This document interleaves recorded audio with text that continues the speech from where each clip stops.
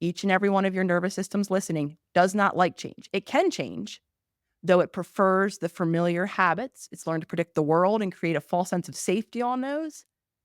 So it is through the small actions of, as we call it in the circle, small daily promises. The smaller the commitment, the better, because what's important is the consistency.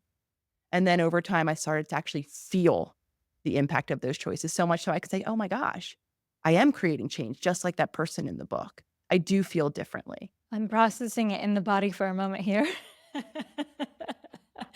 I think it brings a really good point that you were saying here is that that's probably not the answer most people were expecting to hear. And maybe it's not the one that they really recognize the power of. But if you think about all the small choices you said, like the making sure your body has the rest, the stepping away from screens or whatever else it is, the not overcommitting yourself all the time socially. All of those things we do all of the time. And if you imagine stepping away from even one of them, how much ease that would give in your life. Like, I bet people can even feel the relaxation on their shoulders when they listen to this, right? Like how much ease you get when you do that. And I think you've heard it here. You've probably heard it many times, the priority of being able to do these small, tiny things that support your body because we do them all the time for looks. We do them all the time for aesthetic purposes, right? We'll prioritize it then. But when it's for our stress and our nervous system, for some reason, it's just that much harder. Absolutely. And I think, and why I'm such a fan of the conversations you have, is there is, I think for a lot of us, and I carry this myself, becomes an overemphasis on appearance, physicality, attractiveness.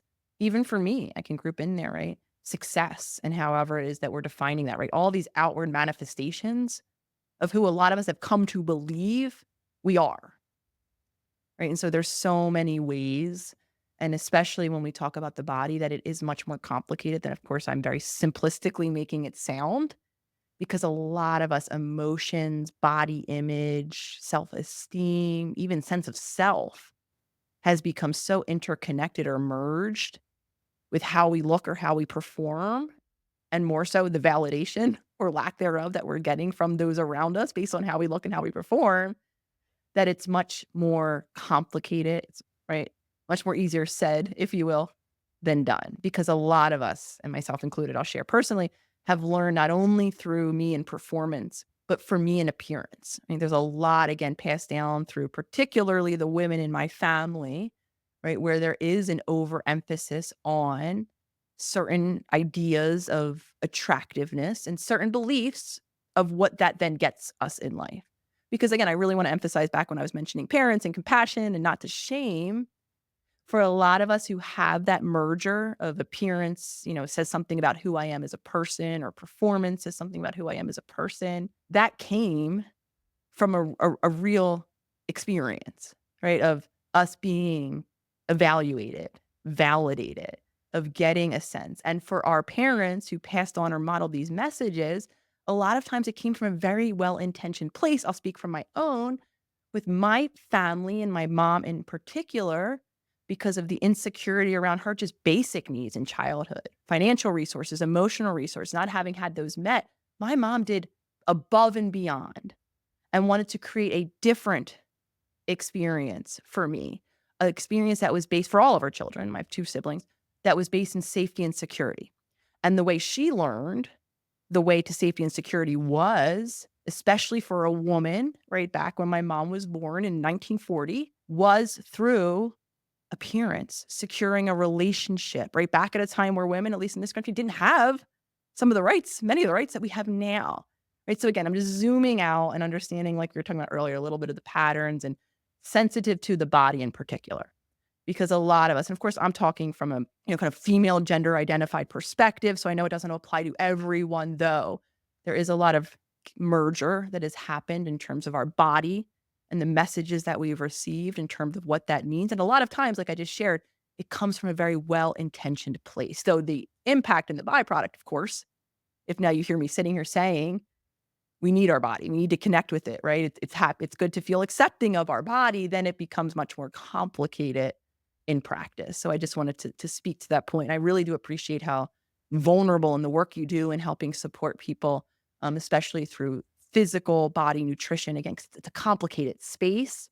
Yeah, it's almost like a lot of times the first thing people wanna do to change their life is start exercising or whatever, but actually the more deeper things would have been a little bit helpful. No judgment because I've been there, I've done that. This idea of security that you mentioned with appearance, and appearance not just in attractiveness, but also appearance of accomplishment and how this idea of it gives us physical security with funds and resources, but also it makes you think, isn't it, about how it gives you emotional security a lot of times, that you're treated a certain way when you look a certain way or you accomplish something, and how we're searching so much for that safety and security in those things instead of starting to create it in ourselves. And I know this is a lot of the work that you're doing. Do you see kind of that connection coming through for a lot of people?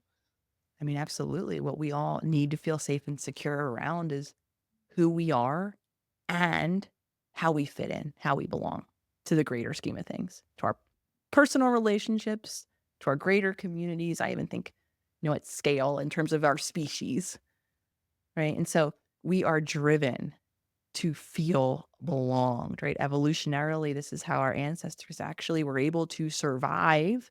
We don't, right, have the tools passed through generations to be able to truly shift out of a survival mode because truly we don't feel belonged. We've modified ourselves from such an early age because we didn't have the emotional safety, security, presence, attunement. We weren't simply given the message that who we are is enough, regardless of how we look or what we do. And so we continue driven by this core interpersonal need to belong, to contort ourselves, to adapt ourselves, to push ourselves way past our limit. Kind of the underlying feeling, I called it kind of shame earlier, though I only would use the language of shame retrospectively when I said I was shameful that I had all these habits in my life. What I was feeling on the surface was more what I would describe of a lack of fulfillment. Right? I felt like I was just going through the motions, right? Counting down to the weekend, never really feeling connected or fulfilled in anything I was doing, whether it was my relationship or my work, even though I was performing, even surpassing at times, sort of society's standards. So for me, it was kind of, and I think that applies to a lot of maybe the experience that we have, which is we feel unfulfilled. We feel disconnected. We don't feel like you might even have heard me say earlier, right? We're a part of any relationship, community, species. Like we are a part of intrinsically. That's our birthright. Though I imagine a lot of listeners, much like an older version of myself, would have been like, well, I don't feel that. I feel alone, feel deeply disconnected. I wonder what's the point of it? Why am I even here? Right, and a lot of that, again, comes from all of the ways that we've adapted because we didn't have that safety and security, that emotional safety and security to be able to belong or feel like we belong, to have the acceptance of just being ourself regardless of what that self is doing or what that self looks like. I mean, it almost feels strange to kind of end there because this is such a I feel like this is the beginning of a whole 'nother hour of conversation.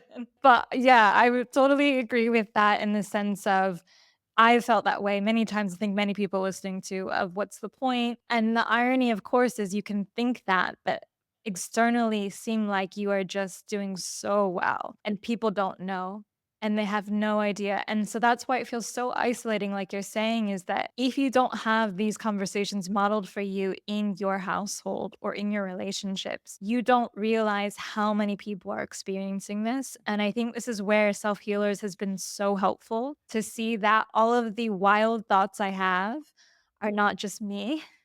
There's other people. I'm not just the outsider there. And so I want to ask you kind of as a final question about self healers because I know you only open it at certain times of the year. So I guess the next step for most people listening would be to get on the wait list. But can you speak a little bit about the community and then also how they can connect with you in the meantime until it opens? Before I even get to Self Healer Circle, what we're talking about right here, right now, which I would kind of define as being the healing power of community, of even having the possibility of hearing from someone else something similar to the experience that we're having internally in our heads and our emotions and our relationships, whatever it is. As I now, gosh, how many years ago it was that I even created that Instagram account? Got 6 5, 6 years. I was starting to again feel nothing went away, right? I was starting to make traction in my journey. I was caring for my body, I had all these great new habits. My anxiety was starting to feel better. Yet I still felt deeply alone. I started to make changes in all of the current relationships that I was engaged in. A lot of them were from childhood, if you will, on or high school. And I was feeling lonely. I was feeling like I wanted other people with whom I can relate, who wanted to even talk about this stuff, right? I was so in it and I love it. This is what I now do for my job. I'm so grateful that I have now the opportunity to think about this all day, to write books on it, to run a community membership, to create other projects that I'm excited to roll out into the future, right? This is so beautiful, right? Because I was the person who felt so alone, and even the decision, which was very much supported by that long-term partner that I mentioned, Lolly, who was kind of watching social media, and she was like, "You really have a really relatable story that I don't think, Nicole, a lot of people are talking about as a psychologist. Like, I think you could really help people in sharing your awareness and your tools, and now the holistic work that I started to do." So, short way of saying my decision to even create the free accessible social media world, now that is pretty much an account across every platform, was an opportunity and a practice in my own healing. Because while I understood how nice and helpful it could be for me to share my story, there was still all of this conditioning and belief I had inside of me about shame about my story, of concern of how my story might reflect on, oh, I don't know, other people that were involved in my story, like my family. Right? So all of this was there back then, is still here. Though what I understood is the importance of, for me, regardless of the reaction and the gift of awareness or hopefully tools that I had wanted to impart on others, the practice for me was validating my own story, right? Of being able to say, yes, Nicole, this is what your child looked like and felt like for you, even in the moments where, as it was the case for me, didn't align with what I was hearing from the siblings, right? Who had a different childhood experience, according to their lived retelling than my own. But it was important for me to tell it for me before even then the byproduct, which was now, right? Strangers on the internet seemingly could hear my story and wow, relate. And that was healing in and of itself for me because now not only was I able to validate my truth, I was able to be seemingly accepted. I was able to hear from people around the world in the comments section. I can't tell you how much time I spend in those comments. Similar experiences. So that desire, right, that you were sharing, like I felt alone. I felt like, oh my gosh, these crazy things in my mind. I had that same experience and I had such healing gifted to me when I saw the resonance in other people's stories. So my goal will always be to increase the accessibility of these conversations, this awareness, and these resources. So you will never have to hear and pay a dollar for a book I have, for a membership I run, for anything else that I put out into the future.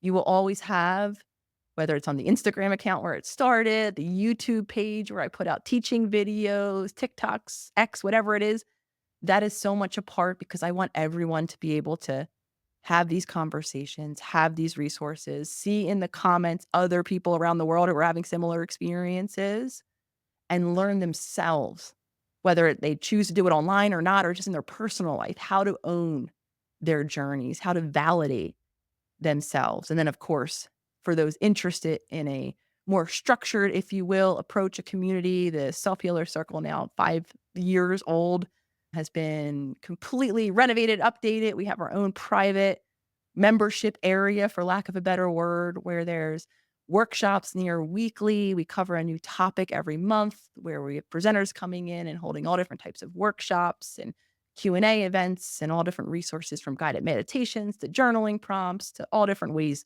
to engage with the work. And again, the I think foundational part of the circle that is mainly the reason a lot of people end up joining. Yes, the resources are great. It's for the community, right? It's for the safe space away from social media where I watch members day in and day out begin to explore and share parts of their journey that they've never shared with anyone beyond themselves. And speaking to that, I really want to emphasize before we even share it with someone else, when I was saying validate our own story, what I'm not mentioning is the more emotional, psychological part of that journey, which is we have to accept what happened, right? I had to be able to say, Nicole, your emotional needs weren't met, right? Is of no ill intent. Your parents tried the best with what they had, though the reality of it is you have a lot of feelings, from grief to loss to anger about the reality of those emotional needs not that being met and all the different ways you've contorted yourself, right? And lost time, if you will, pushing myself in directions and not remembering half of my life because I was so overwhelmed, right? And all of the different things that have happened, sharing all of that again, understanding where all of this comes from, creating the opportunity and the value of first and foremost honesty with ourselves through this new information, this new awareness, and hopefully the resources. Because again, we don't have to even share, nor would I suggest we share our story with anyone else until we've taken time with our own stories, with our own self, the emotional component included. Because for a lot of us, grief and loss and anger are foundational emotions, if you will, that many of us, like we talked about at the beginning, right, have been disconnecting from because we feel loss and we feel anger and we feel grief when our needs aren't met, when we're being violated, and when we don't feel like we belong. And those are the circumstances that the large majority of us lived in those earliest relationships, oftentimes, right, of no ill intent, but based on what our parents were capable of and what they had access to themselves.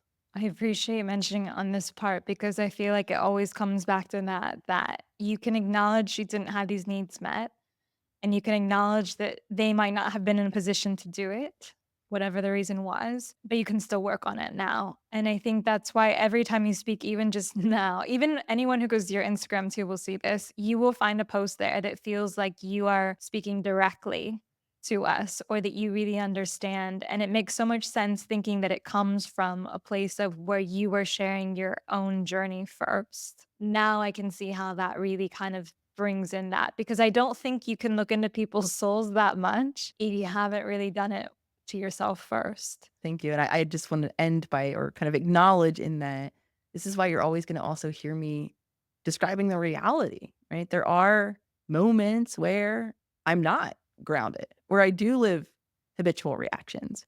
There are mornings, especially in quote unquote busy seasons, where I am really tempted to jump into my to do list before my personal self care. So I just always like to weave that in because I do think some people have this idea, especially when I'm able to speak about all of the things that I now know and all of the habits that I know are good for me and my relationships, if you will. So if anyone has the expectation that it's like a light switch, we just don't do those things anymore. Again, we can relieve that unrealistic expectation, grant ourselves some compassion because again, when we're not caring for our bodies in those moments where stress is high, where we aren't sleeping, where we aren't eating, where maybe something emotional is happening or coming up for us or our loved ones, right? Those are the moments where, unless we're really attentive, grounded, and doing the things that we need to do, we will probably return right back. So you will continue to hear me sharing my own journey as it maps on because again, I like many have been in search of what I call, right, that kind of utopian state of done, finished, healing, right? This idealized hammock where I could just lay back and, be chill for the rest of my life and I've yet to find that even the biological reality. We don't know what comes next, right? I'm 42. I know more consistently than not how it feels to be in this body now. Though I also know that as a result of the habits, my body will hopefully continue to change, to continue to become more regulated.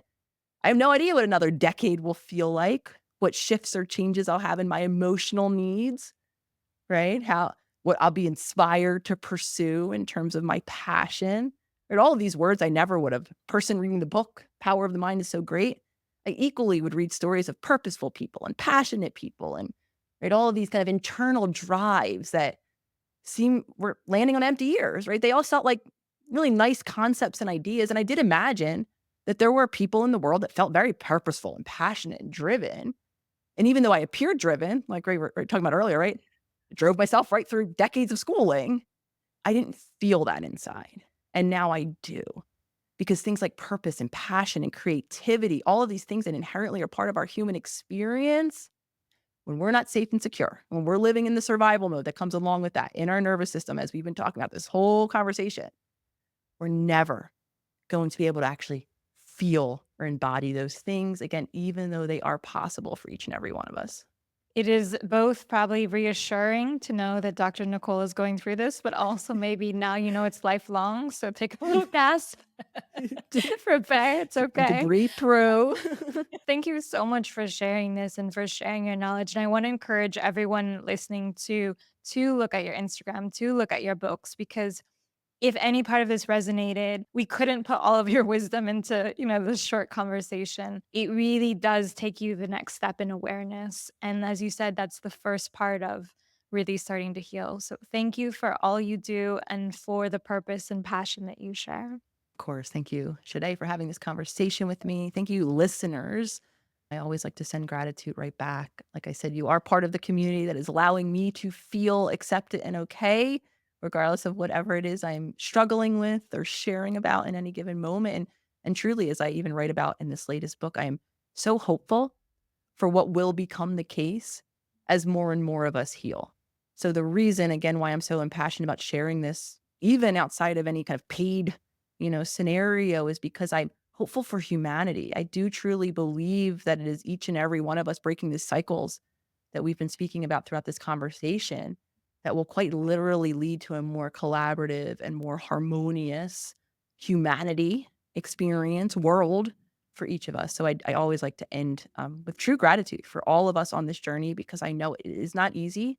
I know a lot of times it is easier to live in the old habits that have been carrying us through, right? Because even though they're not giving us exactly what we want, they're comfortable, they're familiar, and who am I without them? So I really want to celebrate the courageousness of everyone who even entertains the possibility that there could be something different. Because, like I said, I do truly believe this is how we are joining together, regardless of where we are geographically located, to quite literally change the world. And I'm just so honored to be a part of it.